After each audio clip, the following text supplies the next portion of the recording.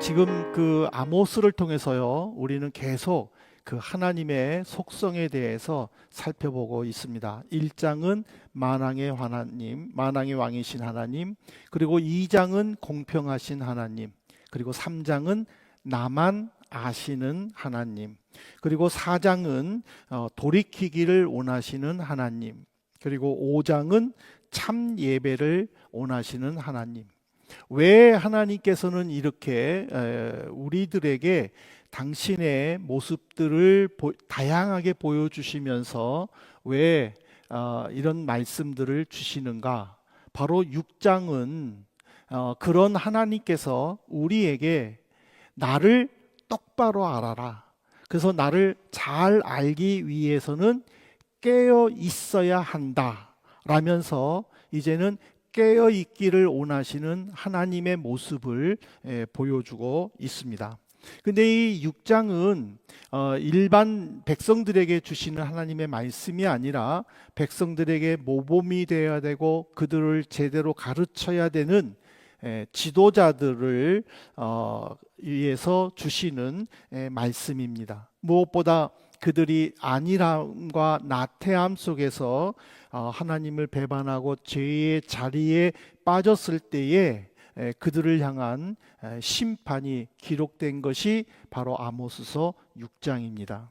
근데 저는 이 아모스서 6장을 읽으면서요, 뜨거운 물속의 개구리 증후군이라는 단어가 생각이 났습니다. 뜨거운 물속의 개구리 증후군이라는 것은요, 서서히 변화되는 속에서 위험을 감지하지 못하고 그런 안일한 상태에 있다가 결국에는 어려움을 겪는 것이 뜨거운 물속의 개구리 증후군입니다. 만일 개구리를 잡아가지고, 살아있는 개구리 플럭, 이거를 뜨거운 물속에 딱 집어넣잖아요.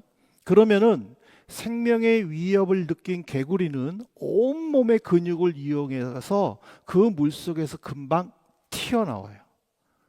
그런데 이 개구리를요, 찬물에 넣어놔요. 찬물에. 그러면은 자기 온도하고 맞으니까 개구리가 이렇게 헤엄치면서 놀아요. 근데 그 물을 서서히 끓이는 거예요. 물을. 그러면은 개구리는요, 이 물의 온도에 자기를 맞추는 거예요. 그러면은 근육들이 전부 다 이완이 돼요. 나중에 물이 펄펄 끓을 때는 이미 근육들은요, 풀어져 있기 때문에 튀어 올라오고 싶어도 튀어 올라오지 못해요. 근데 이거는 사실 그 과학 실험에서 나타난 결과가 아니라 그냥 교훈적인 의미. 즉, 우리에게도 그렇게 안일함 속에서 서서히 다가오는 위기를 우리는 제대로 느끼지 않으면 어려움을 당한다라는 것을 가르쳐 주는 거예요. 하나의 예를 들어보면요, 막 그 주변에 막 그 시끄러운 소리가 우리의 정신을 굉장히 산만하게 해요. 그런데 그 시끄러운 소음 속에 우리를 며칠 동안 내버려 두잖아요. 그러면은요, 우리의 감각은 무뎌져요. 나중에는 완전히 조용하잖아요. 그러면은 허전해요. 잠도 안 와요. 왜 그러냐면 그 계속된 그 소음 속에 노출되어 있기 때문에 그 우리의 감각들이 무뎌졌다는 거예요. 또 하나의 또 예를 든다면, 그 공중 화장실에 여러분 들어갈 때 누군가가 사용하고 나온 화장실 딱 들어갔을 때에는요, 가고 싶지 않아요. 그런데 거기만 남아 있기 때문에 할 수 없이 가고 있는 거예요. 근데 나도 앉아 있어요. 하지만 어느 정도 시간이 지나면은요, 아무것도 못 느껴요. 거기서 밥을 먹으라 하면은요, 밥도 먹을 수 있어요. 왜 그러냐면 이 냄새로 인하여 나가고 싶은 충동이 시간이 지나면서 무뎌졌다라는 거예요. 내 감각이 무뎌졌다라는 거예요. 바로 이 6장은 그것을 가르쳐 주는 거예요. 이스라엘 백성들이 얼마나 잘 살았어요. 여로보암 2세 때에 그들은 솔로몬 이후에 최전성기를 이루었어요. 땅은 점점 넓혀지죠. 이스라엘을 공격하는 나라들은 없죠. 전보다 조공을 받죠. 이스라엘 백성들은 그야말로 잘 사는 거예요. 옛날 로마 시대 때의 노예 제도로 인하여 노예들은 일하고 로마 시민권자들은 부자들이 낸 세금으로 다 먹을 것을 주니까 로마 시민권을 가진 사람들은 아무 일 없이 그냥 무료하게 지낸 것처럼 북쪽 이스라엘도 그렇게 사는 거예요. 그런 안일함과 나태함 속에서 결국에는 무절제함과 그리고 사치와 방종으로 일관, 그래서 하나님께서는 안타까운 모습으로 그들을 꾸짖으면서 깨어있기를 원하는 그 모습을 가감없이 보여준 것이 바로 이 6장의 내용입니다. 근데 이 6장을 살펴보면서 바울 사도가 데살로니가전서 5장 3절에서 이런 말한 것이 생각이 납니다. 그들이 평안하다 안전하다 할 그때에 임신한 여자에게 해산의 고통이 이른과 같이 멸망이 갑자기 그들에게 이르르니 결코 피하지 못하리라. 안전하다 평안하다 할 때에 그 출산을 앞둔 그 여인의 고통이 얼마나 힘들고 심하겠습니까? 다시는 겪고 싶지 않는 여자의 일생이라고도 얘기하지 않습니까? 출산의 고통이 그만큼 그런 고통의 압박감이 온다라는 거예요.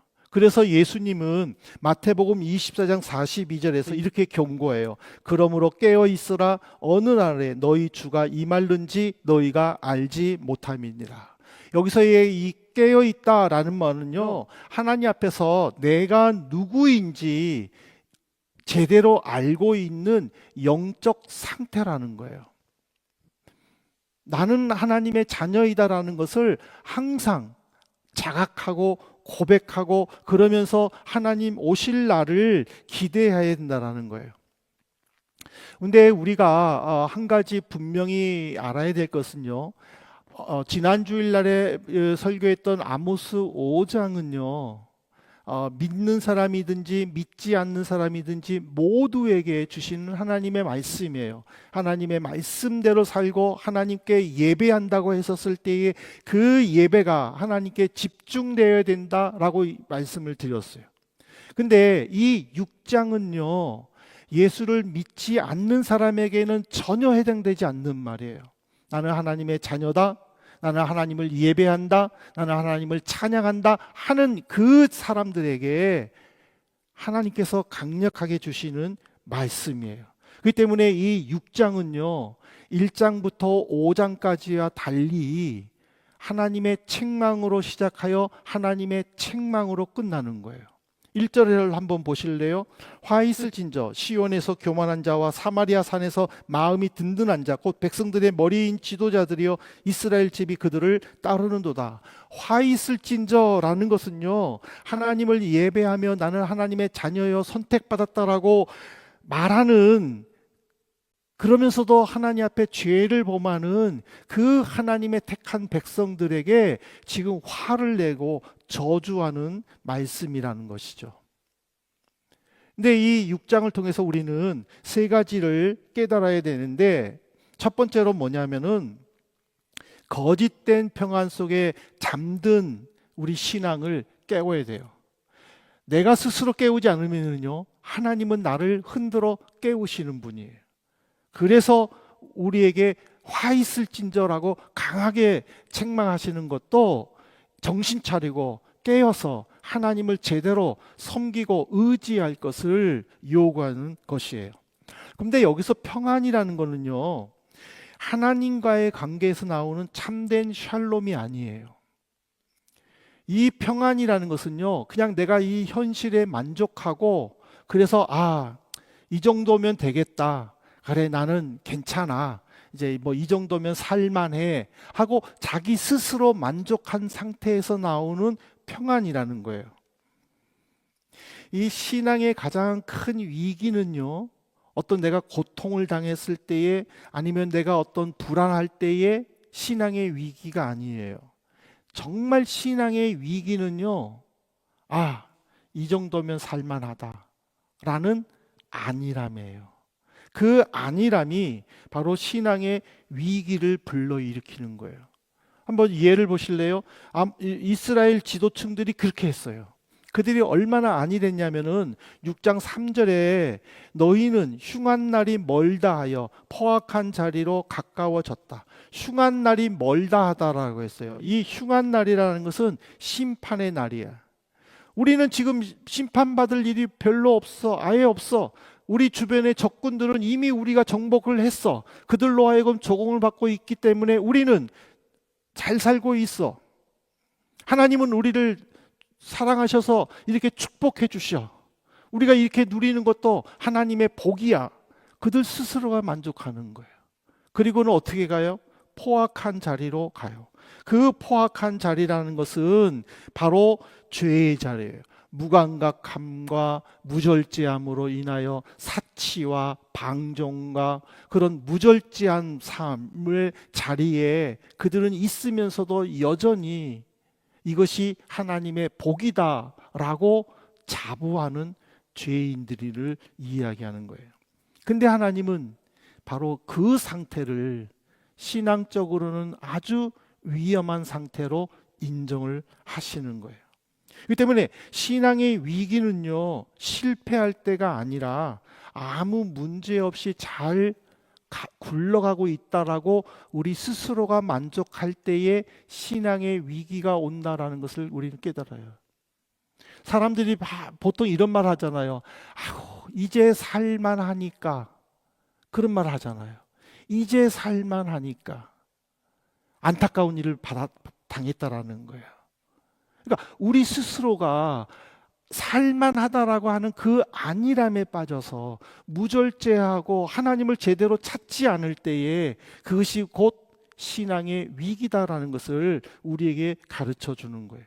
그들이 얼마만큼 무절제하고 방종하고 사치스럽게 살았는지 아세요? 제가 인용 구절은 제시하지는 않았지만은 여러분 성경책 가지고요 4절과 6절을 저와 함께 따라가시기 바랍니다. 4절과 6절에 보면은요 그들은 상아상에 누웠다라고 그랬어요. 이 상아상이라는 것은요 코끼리 뿌린 상아로 만든 침대를 의미하는 거예요. 지금도 상아가 얼마나 비싸. 그 비싼 상아로 침대를 만들었어요. 그리고 누웠다라고 했는데 이 누웠다가 그냥 쉬기 위해 누웠다가 아니라 지쳐가지고 쓰러졌다라는 거예요. 왜 그들이 지쳐가지고 쓰러졌을까? 보니까 새벽까지 노래하다라고 되어 있어요. 그러니까 향락에 빠져가지고 밤새도록 음주가무하다가 이젠 지쳐가지고 아주 화로운 침대에 누워있다라는 뜻이에요. 그리고 수금을 켰다라고 그랬어요. 악기 연주자를 불러서 연주하게 하면서 파티를 즐기는 부유층 사람들의 모습이에요. 요즘도 웬만한 멋있는데 디너쇼 같은 데 보면은 막 연주하면서 사람들이 먹잖아요. 예. 그렇게 하는 거예요. 사람들을 즐겁게 하기 위해 사람들을 불러가지고 그들로 하여금 연주하게 하고 그리고 그들은 먹으면서 즐기는. 그리고 또 포도주를 마시며 기름을 바르다고 그랬어요. 포도주를 마신다라는 것은 향락이에요. 그리고 기름을 바른다는 것은 자기 관리를 위해 돈을 쓰는 거예요. 하나님을 위해서는 인색하면서 자기 관리를 위해서는 얼마큼 써도 부족함을 느낄 정도로 그렇게 사치스럽게 산다라는 거예요. 그러면서 하나님이 마지막으로 6절에 질문하는 게 뭐예요? 가난한 자를 압제하고 있지 않느냐라고 이야기를 해요. 이게 무슨 말이에요?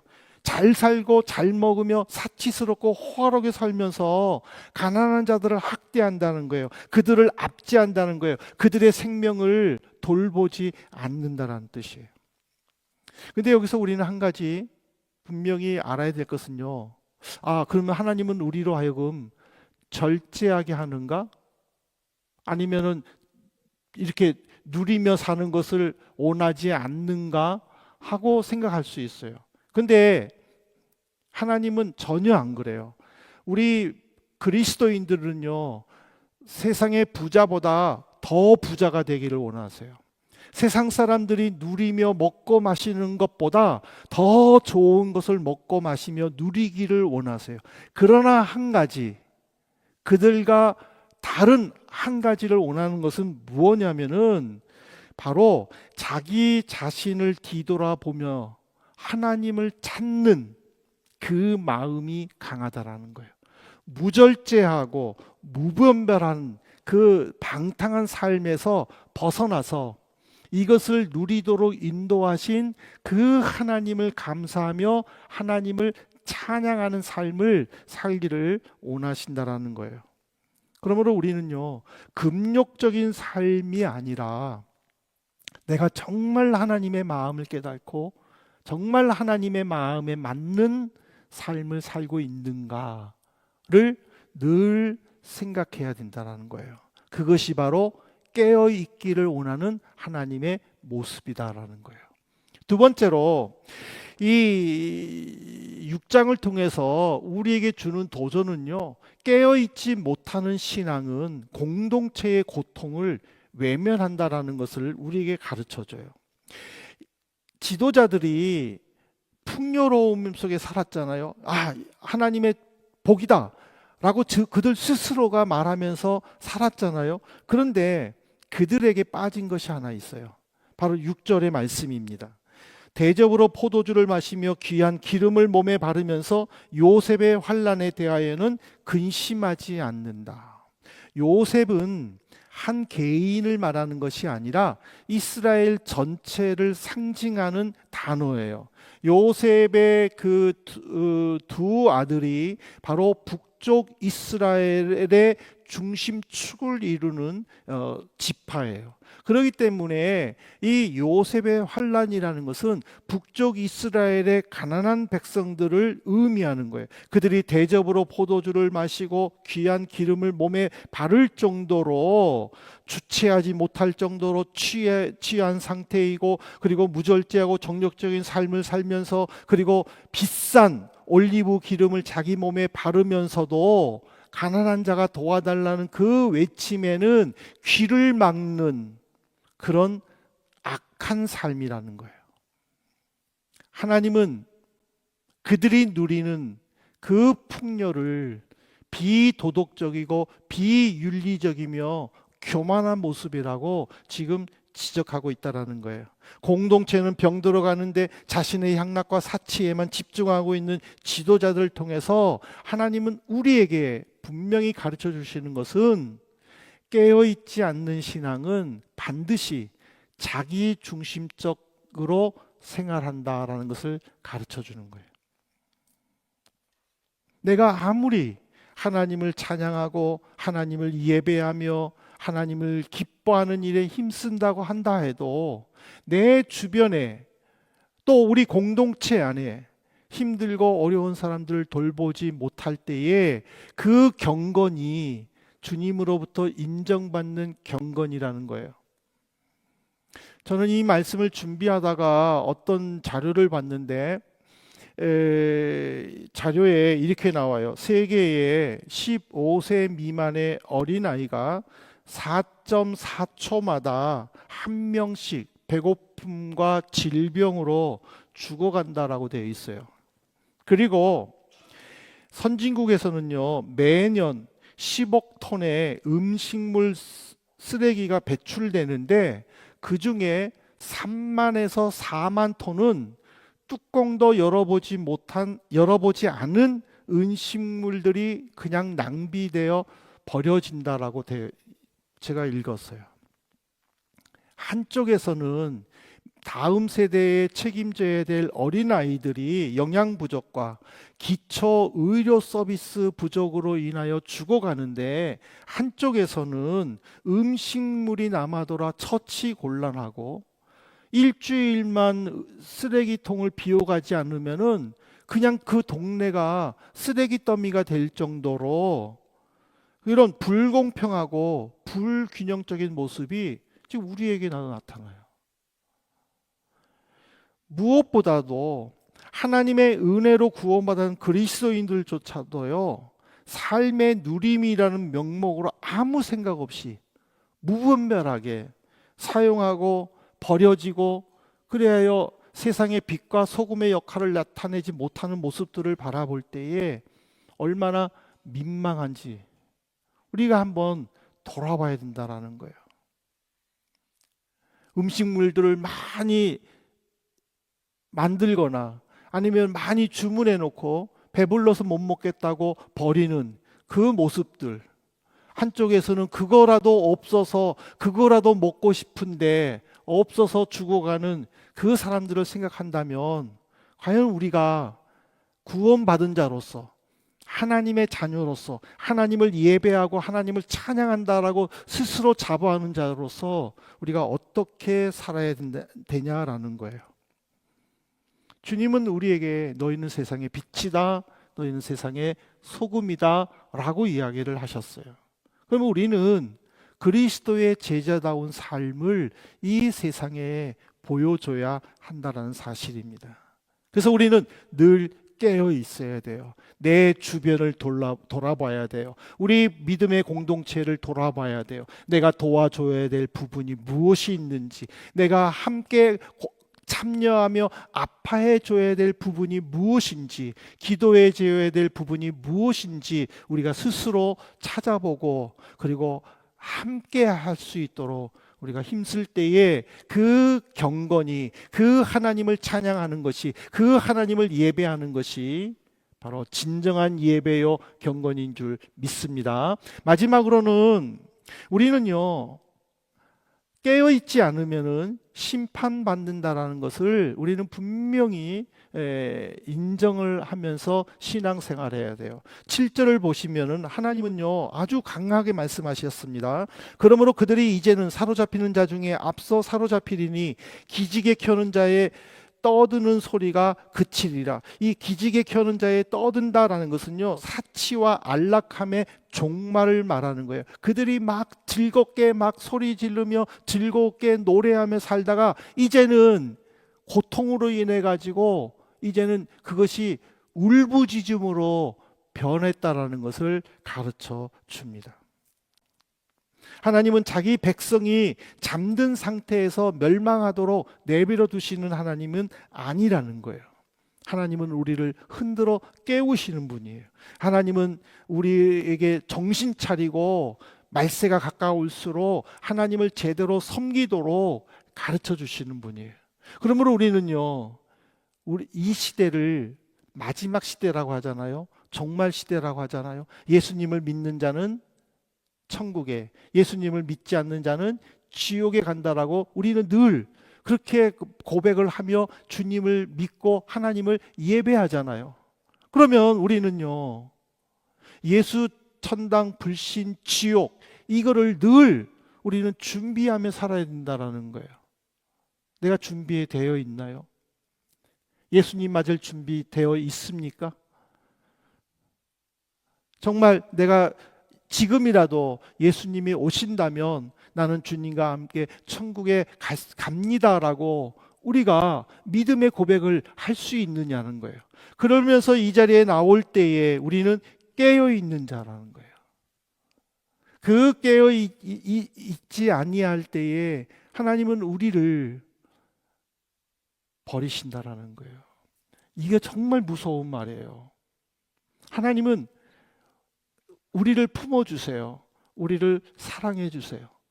하나님의 자녀로서의 모습을 갖기를 원하셔서 계속 가르쳐 주세요. 정신 차리게 해주세요. 우리는 거기에 순종하고 하나님의 품에 들어가야 돼요. 우리 자꾸 들어가야 돼요. 어떤 그 책을 읽었는데 그 책에서요 이런 말을 해요. 나는 이해된 것만 믿는다 라고 되어 있더라고요. 이해된 것만, 나는 이해된 것만 믿는다. 그 사람이 얼마만큼 많은 것들을 이해할까 나는 생각해 봤어요. 우리는 참 무서운 말들을 아무렇지도 않게 말하는 경향들이 가끔 있는데 이거는 정말 무서운 말이에요. 내가 이해가 안 되면 믿지 않는다. 그런데 나는 이해 못하지만 옆에 사람은 이해하고 있잖아요. 그러면은 나는 이해하지 못하더라도 옆에 사람이 이해하면서 그것을 따를 때에 그걸 좀 봐줘야 되지 않아요? 나는 이해 못하기 때문에 저 사람이 이해하는 것에 대해서 나는 이해 못한다, 그렇게 말할 수는 없잖아요.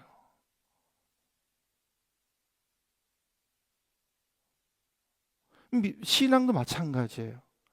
어떤 사람은 정말 하나님을 제대로 깨닫고 하나님을 알고 그래서 하나님을 자녀임에 감사하며 하나님 오시기를 기다리며 신앙생활 하는데, 나는 그걸 제대로 이해하지 못함으로 인하여 나는 버림을 받았나? 라고 자괴감을 갖는 것보다는 오히려 나도 저 사람처럼 지금 당장은 이해하지 못하지만 저 사람처럼 이해하고 싶다고 자꾸 생각하고 자꾸 기도하고 자꾸 하나님을 생각하면서 말씀을 묵상하려고 애를 쓸 때에 하나님은 찾아오신다라는 거예요. 하나님은 깨워주신다라는 거예요. 그래서 저는 매일 새벽 6시마다 우리 성도님들에게 카톡에다가 그 말씀을 주잖아요. 여러분, 그 말씀만이라도 하루에 3분이에요. 3분. 1444분 중에 4분만 투자해 주세요. 1444분 중에 4분만 투자해서 제가 올린 글을 읽고 잠깐이라도 기도해 주세요. 그러면 하나님은 언젠가 이해하게 해주셔요. 깨닫게 해주세요. 그러면 변화되는 거예요. 그러면 하나님의 복을 받을 수 있다라는 거예요. 이 때문에 우리는요, 세상의 욕심을 버려야 돼요. 세상이 추구하는 가치관을 버려야 돼요. 오로지 하나님의 가치관, 하나님의 말씀 안에서 내 정체성을 찾아야 돼요.